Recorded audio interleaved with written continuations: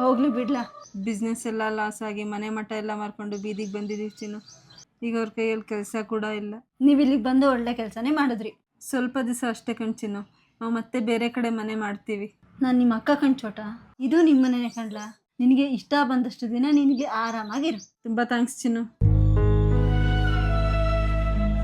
ರೀ, ಇವತ್ತು ಹೋಗಿದ್ದ ಕೆಲಸ ಏನಾಯ್ತು? ನಾಳೆ ಬೇರೆ ಕಡೆ ನೋಡ್ತೀನಿ ಬಿಡು. ಹೌದಾ, ಇರ್ಲಿ ಬಿಡಿ, ಪರವಾಗಿಲ್ಲ. ರೇಷನ್ಗೆ ದುಡ್ಡು ಅಂದ್ರೆ ಎಲ್ಲಿಂದ ತರದ್ ನಾನು? ರೀ, ಮೆತ್ತಿಗೆ ಅವ್ರು ಕೇಳಿಸ್ಕೋತಾರೆ. ಮನೇಲಿ ಕುತ್ಕೊಂಡು ತಿಂದ್ರೆ ಏನ್ ಗೊತ್ತು? ಅಯ್ಯೋ, ಇಲ್ಲೇ ಎಲ್ಲೋ ಇಟ್ಟಿದ್ದೆ ಕಣ್ರಿ. ಅದಕ್ಕೇನು ಖಾಲಿ ಇದೆಯಾ? ಚೈನ್ ಸಿಗ್ದಂಗಿರ್ಲಿ, ಆಮೇಲೆ ನಿಂಗೆ ಮಾಡ್ತೀನಿ. ಹುಡುಕು. ರೀ, ನೀವೇನಾದ್ರೂ ಏನ್ರಿ ಮಾತಾಡ್ತಿದ್ದೀರಾ? ಅಲ್ಲ, ಅದು ನೀವೇನಾದ್ರೂ ನೋಡಿದ್ರೆ ತಂದ್ಕೊಡಿ. ಇಲ್ಲ, ನೋಡಿಲ್ಲ.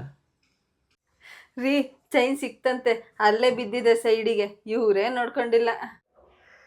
ಹೌದಾ, ಸರಿ, ರೆಡಿ ಆಗು, ನಾವಿವತ್ತು ಬೇರೆ ಮನೆಗೆ ಹೋಗ್ತಿದ್ದೀವಿ. ರೀ, ಅವಳೇನು ನೀವು ಕದ್ದಿದ್ದೀರಾ ಅಂತ ಏನು ಹೇಳಿಲ್ವಲ್ಲ? ಈ ಪರಿಸ್ಥಿತಿಲಿ ಏನಾದರೂ ನಾವು ಮನೆ ಬಿಟ್ಟು ಹೋದ್ರೆ ಬೀದಿಲಿ ಮಲ್ಕೋಬೇಕಾಗುತ್ತೆ ರೀ.